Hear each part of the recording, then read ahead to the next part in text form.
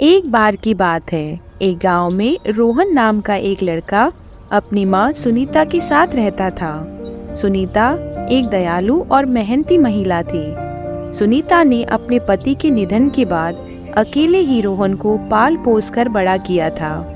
वह घर में ही सिलाई का काम करके अपना घर चलाती थी।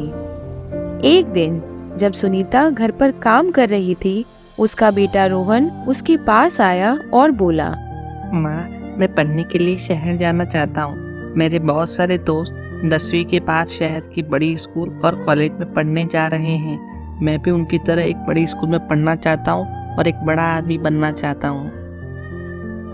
सुनीता उसकी बात सुनकर हैरान हो गई। रोहन के अलावा उसका कोई और नहीं था, इसलिए वह रोहन को अपने से दूर नहीं भेजना चाहती थी, लेकिन वह उसे निराश भी नहीं करना चाहती थी। इसलिए वह मुस्कुराती हुई बोली, मेरे प्यारे बेटे, तुम्हारे सपने को साकार करने के लिए मुझे जो भी करना पड़ेगा मैं करूंगी, लेकिन तुम्हें याद रखना चाहिए कि हमारे गांव में पहले से ही वह सब कुछ है जो तुम्हें चाहिए। लेकिन रोहन ने शहर जाने की ठान ली थी और बहुत समझाने के बाद भी जब रोहन नहीं माना तो सुनीता ने अपने सालों से जमा किए पैसे लगाकर रोहन को पढ़ने के लिए शहर भेजा। साल बीतते गए और रोहन अच्छे से पढ़ाई करके एक सफल इंजीनियर बन गया और उसे शहर में अच्छी सैलरी वाली नौकरी भी मिल गई। वह अक्सर गांव में अपनी माँ से मिलने आता था और उसके लिए महंगे उपहार भी लाता था। माँ, ये देखो, मैं शहर से तुम्हारे लिए महंगी वाली साड़ी और बहुत सारे महंगे गिफ्ट लाया हूँ। सुनीता को अपने बेटे की उपलब्धियों पर गर्व था, लेकिन वह रोहन के पैसे के घमंड और दिखावे की मानसिकता की वजह से चिंतित थी।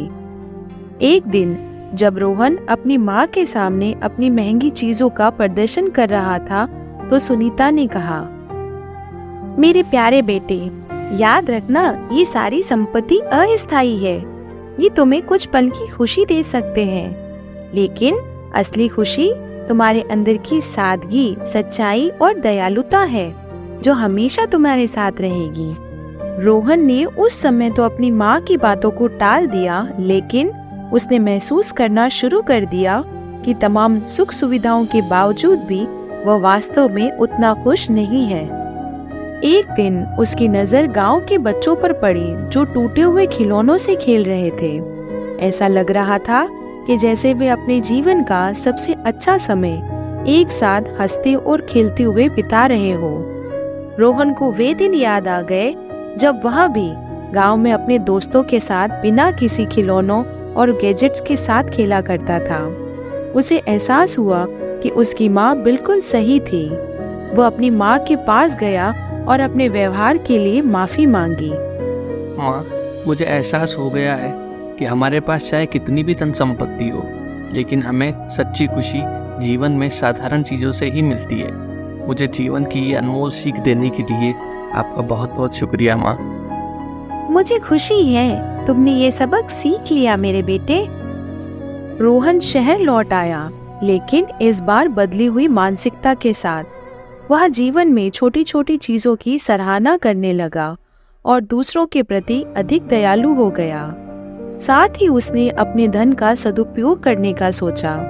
उसने अपने गांव में एक बड़ा स्कूल बनवाया ताकि उसके जैसे बच्चों को अच्छी शिक्षा मिल सके, और साथ ही उसने अपनी माँ सुनीता के नाम पर एक सिलाई उद्योग की शुरुआत की ताकि उसकी माँ की तरह और महिलाओं को भी रोजगार मिले।